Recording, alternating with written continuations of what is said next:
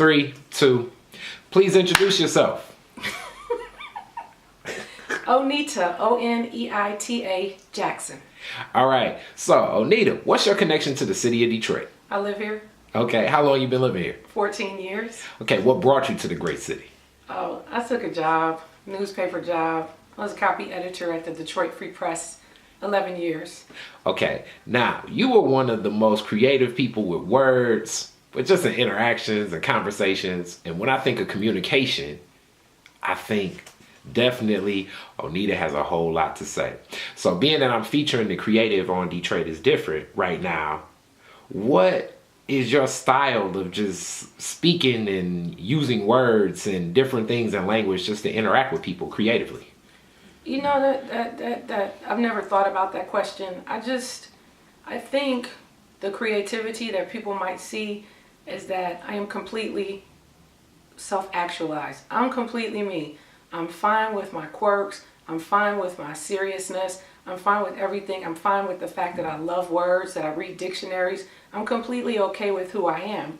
So it just comes out that way. I don't try to, suppress anything about me. I mean, I have grace. I've learned. I'm taught by a mother from Alabama, but I'm just Oneita, fully in Oneita. So however she might come out in whatever medium that is communicated, whether it's with my words or my knitting needles or my t-shirt, it is just all simply a manifestation of who I am at my core.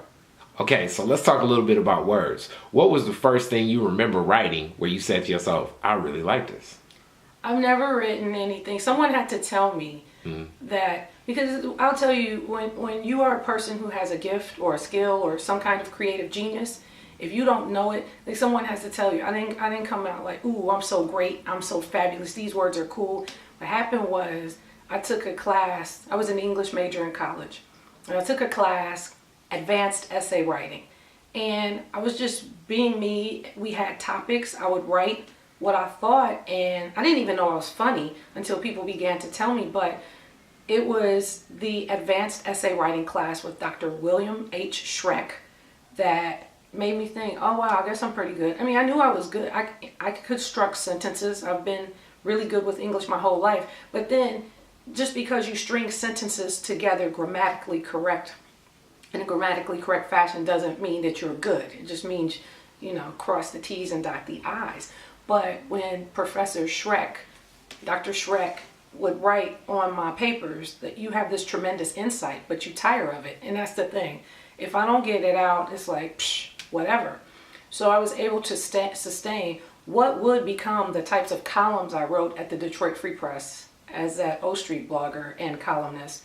That's the type of writing I did in college. So it was my reactions and how I thought about things. I didn't know that was creativity with the words, but I've learned that. And so what I do is continue to hone that. So you can have a skill, like my son, really good in basketball. But if you don't continue to play and practice. So I read word books. I read style guides. And you think I'm really fun? I rode the bus home to Dayton, Ohio one time. I had my high school English books. Ooh, delicious. I get to go over this because I always want to make sure I'm doing my best. So that means I constantly read Langston Hughes, who studied Paul Laurence Dunbar. I went to Paul Laurence Dunbar High School. So, you know what? I'll kind of take that back. I was in speech contests when I was younger, and I was in oratorical contests and writing. So I guess I did know I had a little bit of skill, but I didn't know how good I was until even now. I'm 47. So now you can't touch me. Seriously. Like, you can't tell me anything. I'm not hearing it. Because my professor from Howard, who taught me poetry. So I failed his class in 1990, and when I went back to school as an adult, 31-year-old, I got an A in his class, but I paid attention to him, and I listened and I learned. This is a Fulbright scholar, a Brown educated PhD. Who tells me I can write? So it's like, yeah, no, you can't say anything. Dr. Woodson thinks I can write. Forget you. And then Alex Cruden, who was my editor, and he thought that I should write at the Free Press. He's the one. The reason you know about me as a writer is because Alex Cruden thought that I should write. But the other thing is when a person has something to say. So I'll be sitting in the newsroom on the copy desk and challenging people. Like, a lot of stuff is stupid.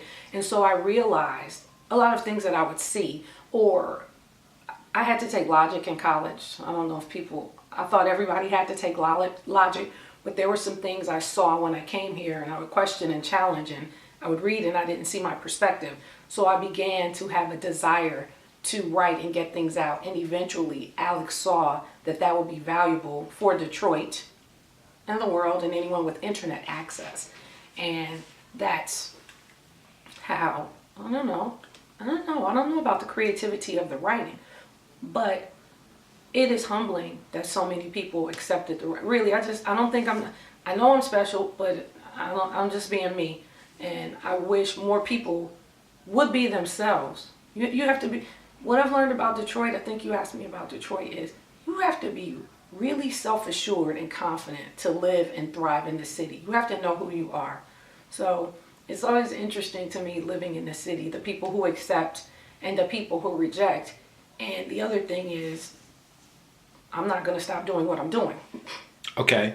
Now, with this journey and a lot of different things, because you gave me a lot in that response about how you interact with the city, and more so just how you stay moving with your passion, how do you come up with ideas as far as what you're going to do next? Okay, so what do you mean what I'm going to do next, what I'm going to write about next, or what am I going to do next? Because I was just watching, oh man, how do I come up with ideas to write? I'll see something and I'll just think it's ridiculous, and then look for someone else's perspective, and if I don't see it, it'll drive me bananas. For example, I love Charlie Rose. I do love Charlie Rose, but CBS Sunday Morning. So right before you came, I'm watching CBS Sunday Morning, and they're talking about small talk. And if you know me, you know I love words, so dipnosophist is what that is, someone who is skillful at small talk. And they're presenting, CBS Sunday Morning, presenting this issue about people learning how to make small talk as if you really don't know how to do it. So that's what I'm amped. If you hadn't come, I would be sitting down right now writing about that very thing, because that's one of the things in Nappy-Headed Negro Syndrome, okay? So I am giving you a lot of information, because Nappy-Headed Negro Syndrome, this book I've written, came from stories from driving a cab. So you can stop me so I can make this all a little linear, because I'm not linear at all. No, but that's why you're such a creative. That's why I say that. So Nappy-Headed Negro Syndrome, which is published by Dakota Avenue West, two fabulous women from Detroit, my friends. I didn't know they even published, but they have faith in me and they published my book. Now I have an international bestseller who said it was really funny. See what I'm saying? So I don't need you to tell me I'm funny. Dave Eggers said I was funny. I mean, I know I'm funny, but he's an international bestseller. He said it was damned funny. Scalpel sharp and moves like a rocket. Pew! Anyway, the complete edition is probably going to take me a year or two to write. But the creative person inside me, I haven't written anything in 5 years, Kari.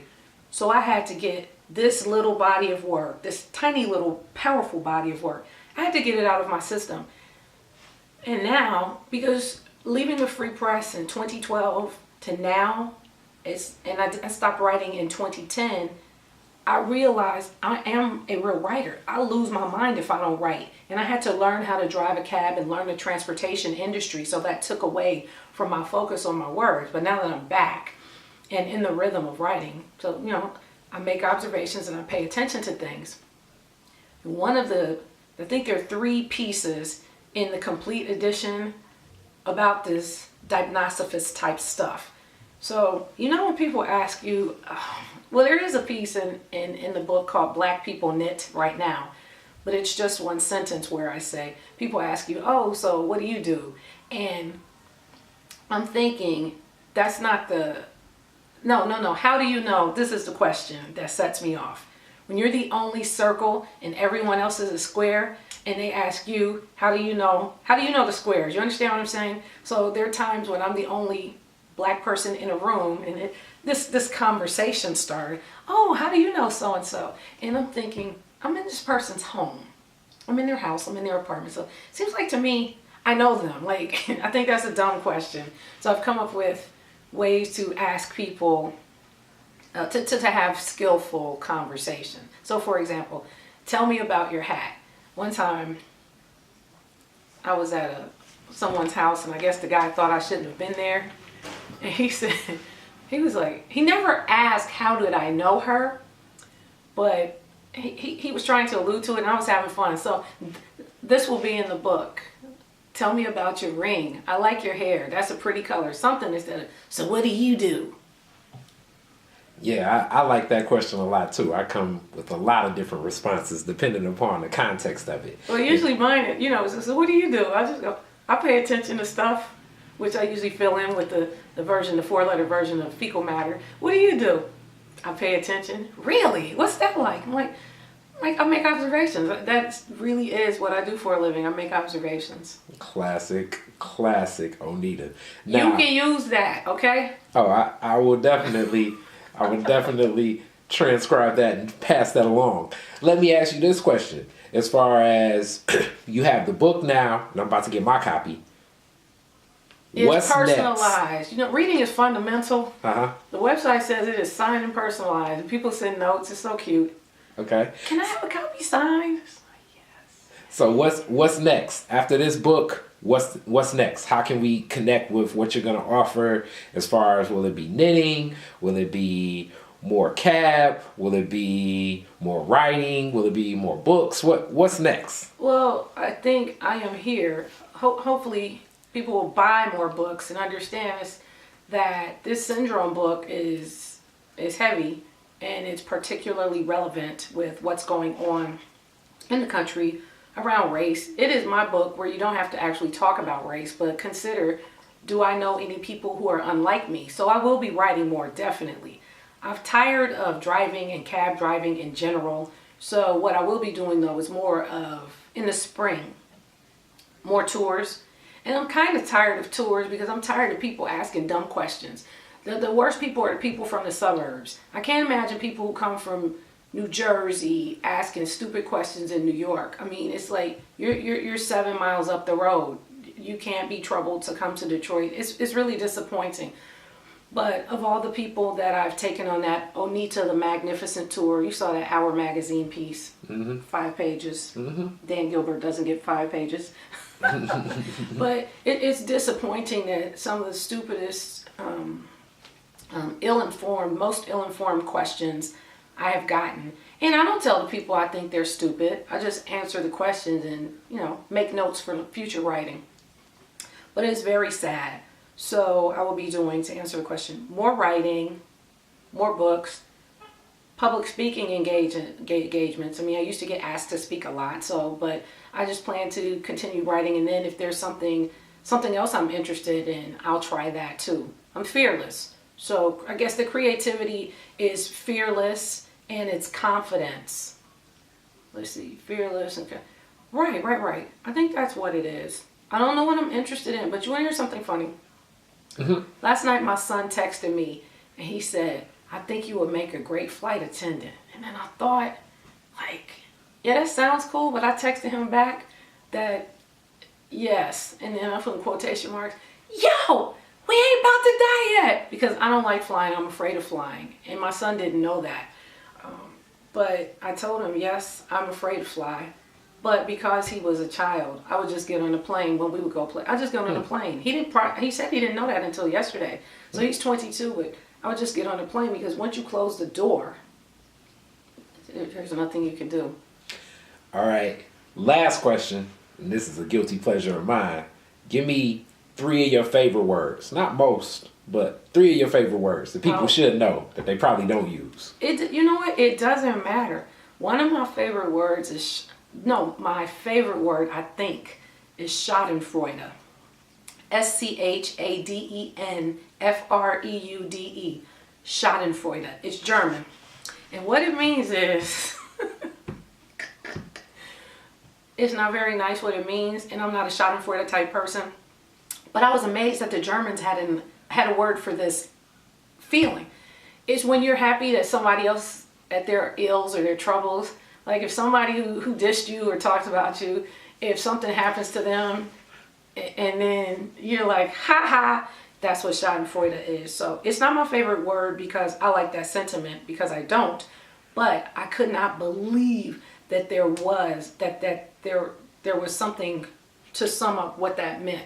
Another favorite word is pulchritudinous. Pulchritudinous is beautiful. I like that word. And then I've used dignosophist enough today, so that's one who is skilled at table talk. Liminal, you don't want me to keep going. Inveterate, internecine, let me see. Fallible, Pomacious, that's apples. You better cut the camera, man, because I'll keep going.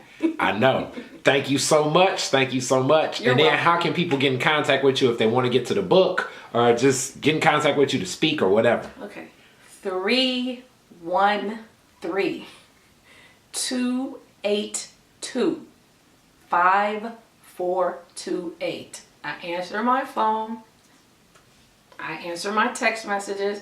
Very few times when I miss something, but that's the best way. And then with the book, it's Dakota Avenue West, but it looks like Dakota Venue. I always tell people, and it's really interesting when you know people and how can I get the book? It's like you Google everyone else. I'm Googleable too. Googleable. So Oneita Jackson and Nappy-Headed Negro Syndrome. But yeah, that's how you get to me. Thank you so much. You're welcome.